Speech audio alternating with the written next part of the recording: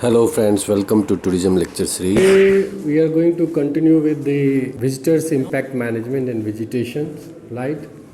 Now whatever we have done till now is about what is vegetation, what is visitors management, and how to manage your park and visitors, right? When you are working at the park office or when you are trying to receive your visitors. So in what way you should manage your visitors, how to bring your visitors to the site, right? So we came to know about the various aspects of visitors management, and there we came to know about what kind of a strategy you should create or you should frame. So there we came to know about the zoning, okay? So what we came to know about zoning, what is zoning, and we also came to know about that different way through which visitors management is possible.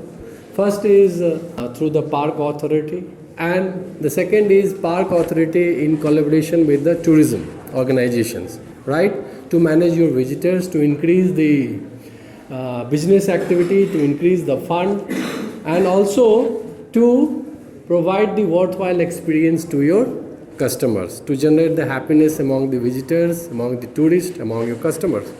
So there we came to know about if you want to manage your visitors, so there are different things that you need to consider, not only the need and expectations of your visitors, but also you should consider the flora and fauna which is present in the protected areas, right? So that protected area consists of endemic, endangered, right, rare species. So how to protect them, whether it's a flora or fauna, both. So you need to focus on those areas also, because visitors management will give impact in various ways, right? So how to minimize those impacts? So to minimize those impacts, you should come out with certain strategy that is going to help you in park management, right?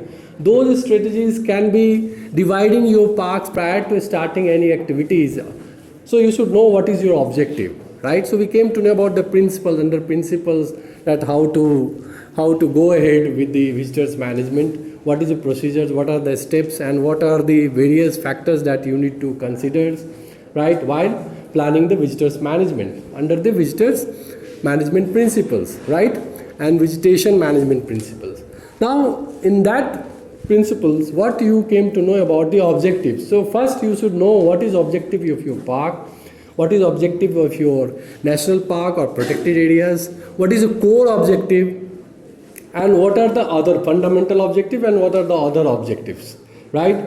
So we know that in ecotourism planning, our main objective is not only to focus on the need and demand of our customers, visitors or tourists, but also we should focus on the environmental conditions of that particular area, ecological balance of that particular area, right? So whatever you develop, it should be in sustainable way, right?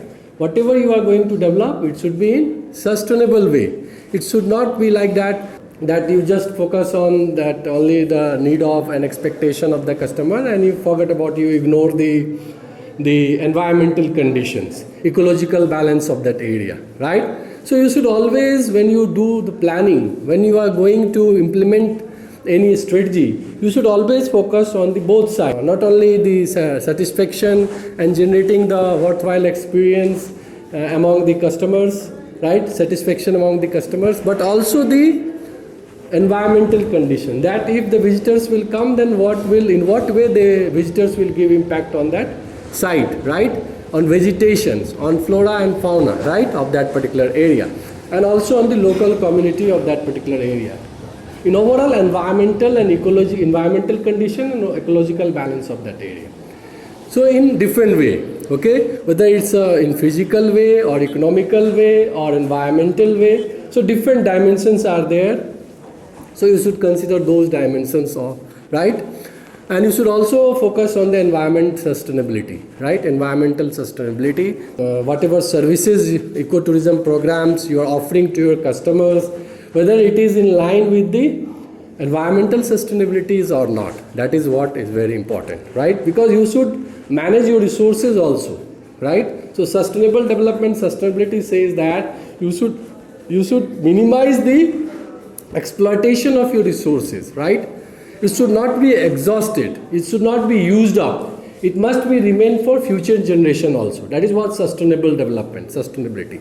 When we work for something when we are going to explore, when we are going to use the resources which is available over there. So actually basically you should always replace the word use with utilize, right? Use means you are just using and throwing something, right? You are going to exhaust it. But the moment you change the word use with utilize, so you will definitely focus on the future also, future use of the resource, right? So utilize is better than use. Use means it's basically selfish kind of word, use and throw. But utilize means you will think various ways or how to utilize in proper way, right? That is very important. Utilization helps you in protecting not only your resources, but also it helps you in thinking about the future use of this resource, right? So that is so in this ecotourism program, what we have learned in visitors management, visitations and visitors impact management is all about that how to manage your visitors at the destinations, right? What are the different procedures that you need to consider while managing the visitors prior to arrival and post arrival. And also that is what will be the impact. So there we came to know that the best way is that you divide your park into the core, buffer and transition area, right? So that you can minimize your activities, right? So you will come to know in which area I should exploit, right? In which area I should promote my recreational opportunities, right? That is what we came to know. And which area should not be disturbed, okay? How to minimize disturbance within the real habitat situations of that particular area. So how to minimize? By bifurcating your activities or by dividing your park. So through the first division is core. You divide your park, any biosphere reserves or protected area into core. Then you have which area? Buffer, and then you have transition area. So buffer and transition area, if you combine, that is dispersal zone. In this zone you can promote your all recreational activities, right? You can maximize your activities. Recreational activities are those activities that you are going to prescribe for the visitors or customers for providing maximum enjoyment, pleasure, or to promote the leisure activities, recreational activities. Okay, so that it will enhance the satisfaction level, happiness among the customers. So visitors are spending money, tourists are spending money for enjoyment, right? For recreations. If you don't provide, so they will never come. So in what way? So in visitors impact management strategy, we came to know yesterday that the best way is to again classify your park into 5 different categories, right? So once you are confirmed with that my park is under these 3 core, buffer and transition zone, then what you do, you classify your park because you are going to formulate or you are going to design your programs or activities related to the ecotourism within the transitions and buffer area, right? So again you divide these 2 areas, which is also considered a dispersal zone. Dispersal zone or transition zones are area where people are settled, where activities are going on, right? So where you can provide transportation, people are staying, there are housings, their communities are settled, right? So that is what movements are there, right? Populations are there. But other area, human interference are less, okay? Because more human interference will raise more conflicts in between wildlife and humans, right?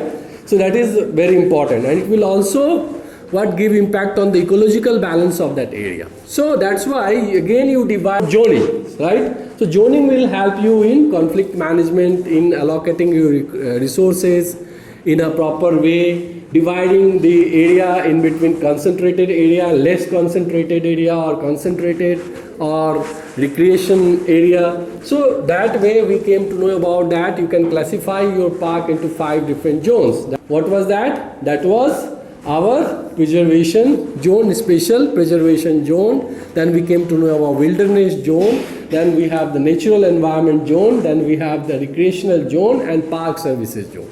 So 5 different zone we came to know, and in which zone what you should promote, right?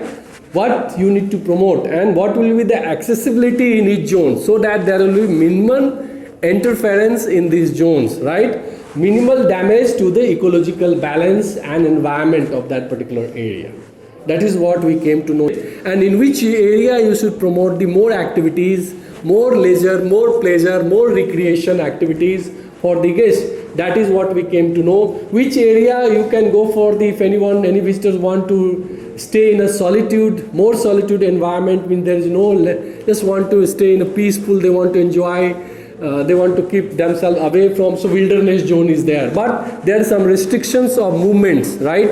Mobility, right? In case of mode of transportations, what they are using. So there is a restriction on that. Maybe motorized, non-motorized, then non-motorized, then what should be there. So, and which area you have more services for the customer, that is a park services area. Park service zone, zone 5, there we came to know. Starting from the reception, visitors information center, then parking, then souvenir shops, then you have the staff quarters, the guide and tour services. So guests can enjoy, then restrooms, then facilities, amenities are, it is like amphitheaters, all in the first park services zone. Then you have recreation zone where more outdoor activities are possible, that is what we learn. So if you go from park services zone 5 to zone 1, it means we are moving towards more 5 to 1, it means you are moving towards more dispersal transitions to the buffer zone, right? So that is what you should know. And once you cross it, then it will come to the core zone. So we should know, we are not, core zone is restricted, completely restricted, unless until it is required for some survey, data collection and something, right? Or a special permission, a special permit. Even buffer zones are also restricted, right? So we are supposed to explore our world between transitions to buffer zones, right? We should not interfere in the core area of the park, right? That is also very important. So we came to know all this. So today we are going to learn more about the strategy, that visitors impact management strategy, that what you need to do when you are there as a park manager, park supervisor, or as a decision maker, right, as a planner. So in the visitors impact management or under the visitors management strategy, what we are going to learn about, that first you need to focus always on when you are the both two sides. One is the visitors expectation, need and demand, another is the environmental conditions or the availability of resources which is at your disposal, whether it's a natural resource, cultural resource or man-made resource that you are going to offer to your customers for generating satisfaction, right? Or that you are going to use for designing your products. So what is need and assets? So you have to confirm with what is, you should go for the survey, or you should formulate the strategy, you should establish a better relationship, a good balance in between demand from the visitors and need from the visitor sides and availability of resources, right?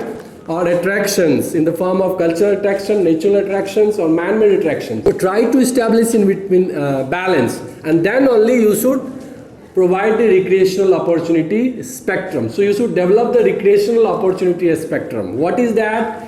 So prescribing the outdoor activities, right? More leisure, recreational, entertainment, enjoyment, adventurous activities, right? In the area within the carrying capacity of that area. You should never cross while prescribing, while offering the recreational activities in any area, in any zone, right? In any zone out of that 5 zone, what we have discussed, right?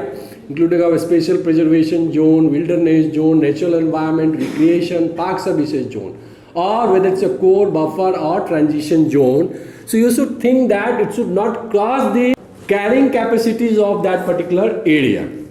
It should be within the carrying capacity, otherwise there will be maximum damage of environment and ecological balance. So you should provide the recreational first strategy, that you should identify that which area we can go for which is the best suitable for developing the recreation opportunities, right? That is what is the first strategies.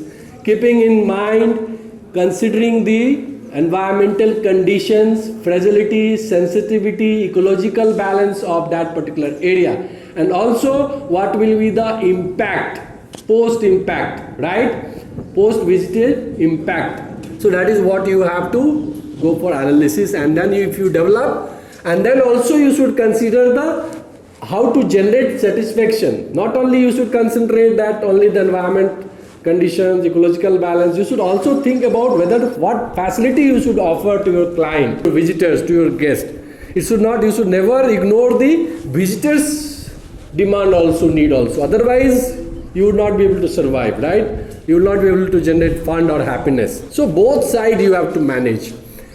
Then the second thing is that zoning. Already we learned that zoning, you can start from the core, you divide your protected area into core, buffer and transition. Then further transition and buffer, which is combined, you can say it as a dispersal zone, which is known as, is called a dispersal. So that dispersal zone, again further you can divide for developing your activities, recreational activities and other activities, park activities. That is known as zoning. So that zoning can further classify into 5. Already I discussed, to minimize the impact and maximize the benefits, right? So how, whenever, whatever strategy you play, it should be to minimize the negative impact and increasing the, maximizing the positive impact, positive benefits, right? On environment, okay, on local communities, and also more satisfaction among the customers. So both sides. So visitors impact strategies. Now what is there? So apart from the zoning, once you have the zoning, you know that you have divided the zones for prescribing the recreational opportunity spectrum, that which recreational opportunities should be in which zone, which type of activity you should promote in which zone, which is more sensitive, which is less sensitive, which is at high risk, which is at medium risk, which is at low risk. So you should know that which zone has more, is more sensitive, which zone is more fragile, so that you can prescribe your activities, you can provide. So zoning helps you in minimizing the conflicts between animals and wildlife, whether it's indirectly, unintentionally also there are some conflicts. You know, there are conflicts has 2 dimensions. One is intentional dimension, means you are taking the stone and you are throwing on the animal, that is intentional. You are killing, poaching, hunting, that is intentional, right? You are not allowing animal, if animal is coming to drink water, so local community think that my water they are drinking, they are spoiling, so you are throwing stones, so you are chasing the animals, right? So what is this? That is intentional. You are doing intentional. You are cutting the tree, that is intentional. Intentionally you know that it will have a negative impact, but then also you are doing, that is intentional conflict, right? Then the second is unintentional. What is unintentional conflict? Unintentional conflict means where you are not aware that that my step, the step that you are going to take forward, it will have some negative impact. Because where a tourist and visitors, a person is not aware that his next step is going to give a negative impact on the environment. So it is happening, it is happening due to unintentionally, or it is happening unintentionally due to less awareness about the vegetation, right? So it is happening because of less awareness about the vegetations, or you can say flora and fauna of that particular area, right, among the visitors. So that is what you should. So zoning helps you always in minimizing the conflicts between animal, wildlife, right? Even man-to-man conflict, right? So human conflicts, animal conflicts, all different types of conflicts you can resolve.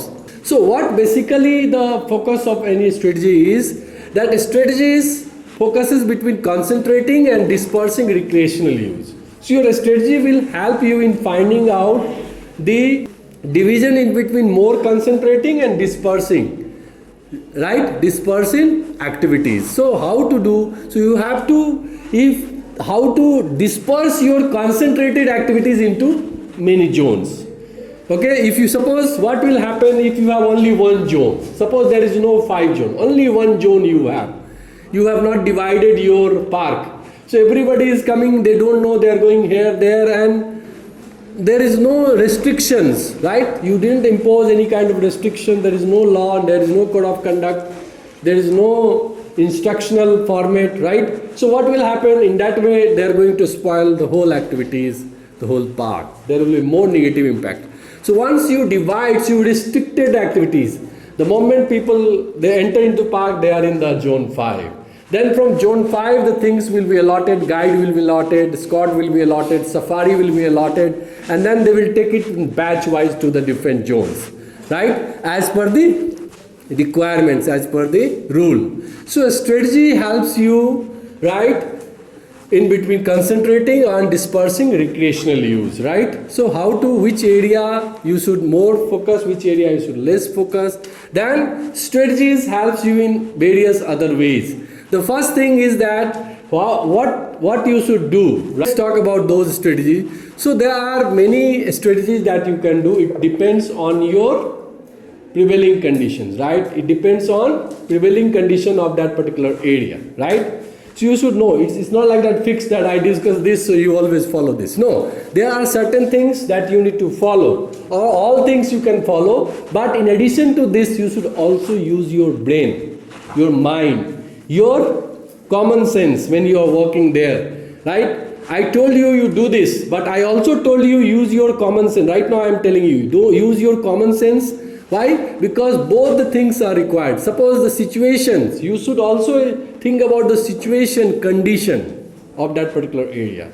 Do you understand my point? It's not like that only one way. You only think about the strategy that I discussed. My teacher told me, my instructor told me to do this, right? But you should do this. No, you should also think about the common sense. You should also apply your common sense, your local conditions, right? The situations, prevailing situation, condition of that particular area, and then you should take decision. You should go for the framework. You should go for the planning. You should fix your strategy, right? Because maybe situation will not allow. I told you that you can apply this strategy, but that strategy may not work at that particular point. That's why I am telling you to use common sense also. So there are basically some strategy that you can do, you can fix while controlling the activities of your park, monitoring. So first is reduce use of entire protected area, right? The second is reduce use of problem areas, and then next is modify the location of use within protected areas, then modifying time of use of your park or of the areas. Then also you can modify the type of use and visitors behavior. Then also you can modify visitors expectations. Then increase resistance of the resources, right? Then also maintain the rehabilitations or resources. That is what there are certain strategies, not only fixed to this, there are many things. Let's talk one by one. Reduce use of entire protected areas and reduce use of problem areas, right? So what you can do for this, how to reduce the use of the area and how to modify the use of the problem area, how to reduce the use of problem area, because we know this area has more problem, right? Or it will create the problem. It has already problem and it will create the problem. So how to reduce it? And the second thing is how to reduce the entire protected area, means so that it should not be exhausted. There will be less impact on that area. So what you can do, suppose you know the group is there or visitors are there, so you can limit the group size. Right? Suppose there are 100 people standing in front of the gate. So I can limit the group size, means I can divide my size into the different group, batch, right? What is that? That batch size is like 10, 20, 5 in each batch. Means 5 people will enter inside. It's not like that all of a sudden 100 people. Okay, let's go, all 100 is coming inside, right? So all 100 people should not go inside. Do you understand my point? Otherwise they will give more negative impact, more crowd, more congestion, more noise pollutions, more disturbance, more interference, more walking. Do you understand? So reduce. So what the basic strategy is to use entire protected areas or problem areas. So modify. So what you can do is that you can fix the group size. You can limit the group size batch wise. Then also you can decrease the length of stay. that you can fix certain time that each batch should stay in this particular area for a particular time only. That this area has only 30 minutes time to watch wildlife, 20 minutes time to watch. If you didn't see anything, if you didn't observe any animal, move from that area to other. It's not like that standing for the whole day and waiting. The lion will come, I will see, then only I will go. No. Each batch is moving on the track, on trail, inside the park, and you are sitting on the vehicle or something, you're watching. If animal come, you see. Otherwise you have to move. You should not wait because other batch will come. So more crowd will. So everybody will move, and there are certain point from where you can observe the animal or visitors can observe. So that points need to be fixed, right? That is very important. Length of stay, more impact. Positive also, negative also, right?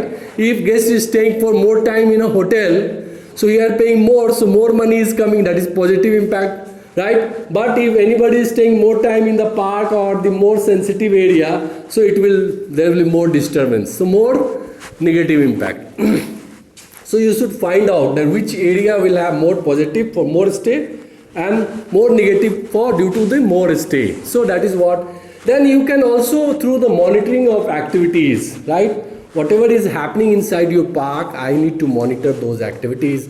That is also you can minimize. So reduce the use of entire protected areas by fixing the group size, length of stay and activities, right?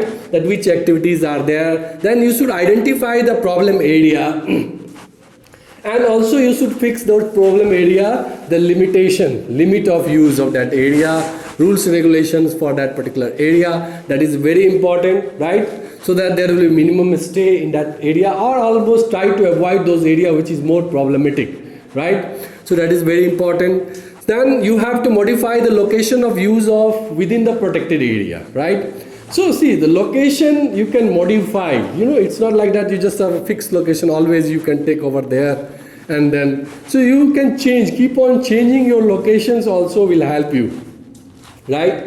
So like right now this location. So from this point now we can shift to the other point, right? Modifications, modifying the location of use within the protected area. That one point to other point, right? So modifying the use of location will help you in what? Not only generating the satisfaction but also reducing the conflicts. Then modifying the timing of use to control the guests. There should be fixed time for the park. That 9 a.m. to 5 p.m. only visitors are allowed. 9 a.m. to 5 p.m. After 5 p.m. evening, no visitors allowed. And before 9 a.m. no visitors allowed. So why there is a timing in any park or any office? Because particularly in park you should think about the timing. That what should be the timing of my park, right? So that you can control the movements. Every time visitors are there 24 hours. No. Visitors are allowed on a particular day at particular time in a batch wise. So timing also helps you in controlling the movements and of or activities or smooth operations. So timing. Also you should fix times in terms of the day. That how many days you are going to operate. Every day it is open or some day it is closed. Because you require maintenance work also, right? You need to do some maintenance work inside the park. Right? Every day visitors will come, then when you will do the maintenance work, right? Repairing or anything. So what you need to do, or survey or data or conditions checking, so evaluation. So you should go for 1 or 2 day holiday. Like every day it is not open, Sunday is closed or Monday is closed. So weekend is open but weekdays one day is closed. So when is the holiday and when is not holiday. So you have to fix your holiday time.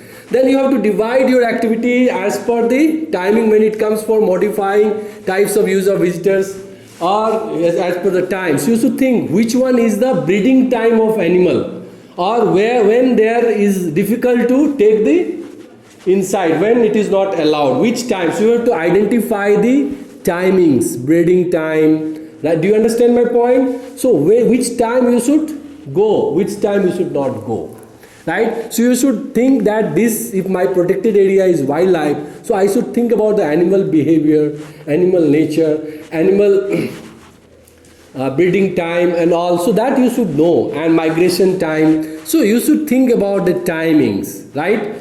You should think about the period, or you should think about the month. So that month should be completely closed. There should not be any kind of activities. Do you understand? Otherwise it will disturb more, it will give more negative impact. Do you understand? So that is one thing. So you should know. Then there must be most of the parks, generally it is closed during the rainy season. When there is a heavy rain, normally you will find closed those parks. So you should find out which season is more appropriate according to the ecological balance, according to the animal breedings or anything. So you should not allow the visitors during that time. So you should fix your time 9 to 5, or you can set your time, okay? Then you should fix the holidays. Every day your park should not be operational, okay? Keep one day for the maintenance activities or some evaluation activities, or some survey. So that is what is very important. Then you can think about that which month is suitable. So you should think about the breeding time of the animal, and as per this climatic condition of that area, that when visitors should be allowed to watch the wildlife. So timing play a very important role in controlling the visitors. That is a very important strategy. Not only the reducing the group size and length of stay and other, but this. Then modifying types of use of visitors. So you should think that modify type of use and visitors behavior. So you should modify the type of use. Like maybe earlier it was horse, so horse is not allowed, or elephant is not allowed, or this particular thing is not allowed. So modify the type of use, right? Or if suppose it is for wilderness, so now it is not for wilderness, it is for natural environment, or it is for certain. Earlier it was for outdoor activities, now it is not for outdoor. Earlier it was for camping, now it is not, camping is not allowed. So you can modify or the timing. So that is very important. At the same time, you can modify the visitors' behavior, right? Visitors' behavior modification is also by imposing certain do's and don'ts, code of conducts, rules, regulation, that once you are inside the park, you are not supposed to throw the stone, you are not supposed to feed the animal with grass or something, right? Or leaf. You are not supposed to do this, you are not supposed to from the vehicle while doing the safari, otherwise animal may attack. So you should frame some rules, regulation, code of conducts for tourists. Then only you would be able to change the behavior. You can change the behavior of customer by putting the rules, right?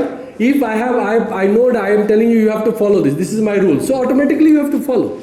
Maybe your attitude is different, but once you enter, you have to follow the rules. So rule will change the behavior. Do you understand? Then modify visitors' expectations. Prior to the arrival of the customers, visitors think that I'm paying this much of amount, so I will enjoy, I definitely will get these facilities, whatever I want I can do it, or this area is like that. No, you can change, you can modify that expectations. Why?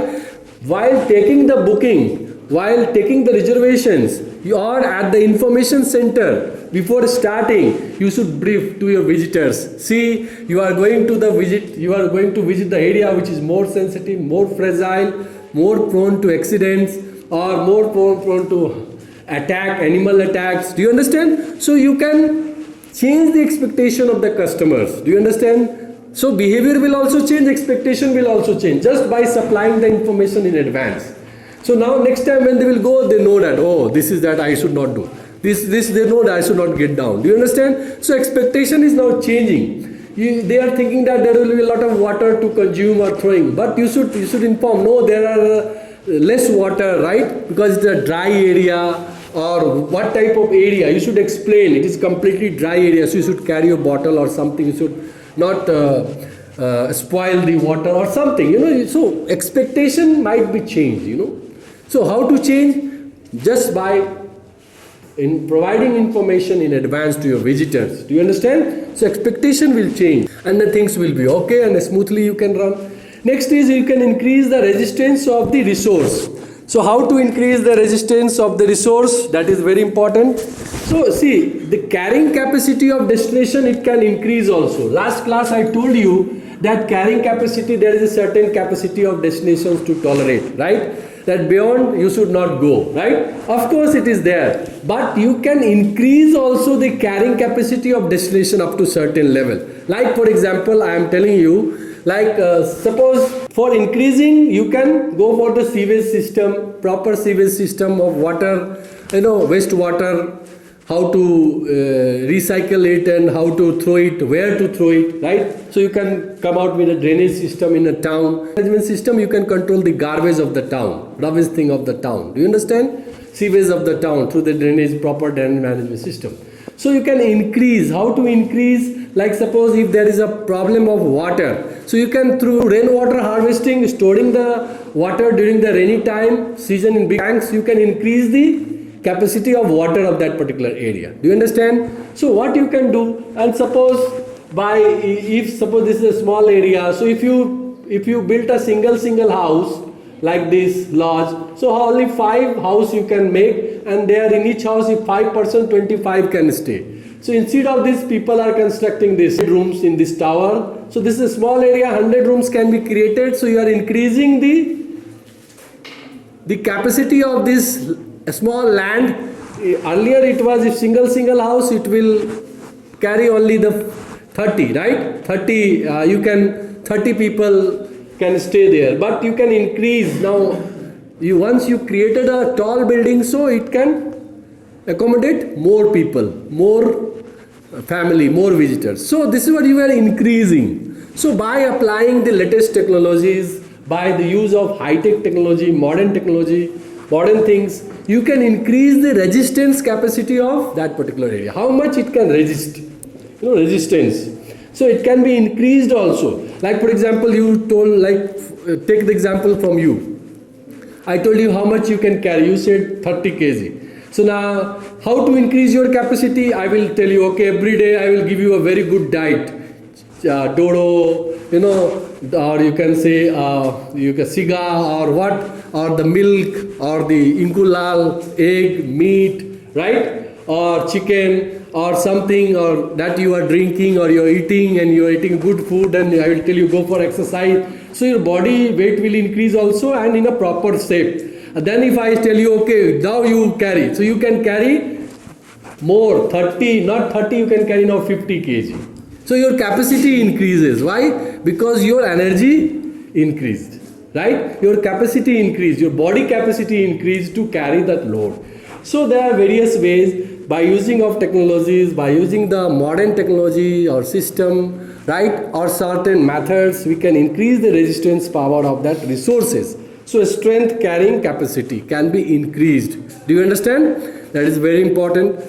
Then maintain, rehabilitate resources. So remove problems. See, whenever there is a problem, try to remove it. If certain thing is there, you think that this is creating a problem, so rehabilitate it. From one area to another area, rehabilitation will help you. Do you understand? So that strategy also you should play when it comes for the visitors management impact. So by now you would have understood what is visitors management strategies. Thank you for the class. See you with the next lecture.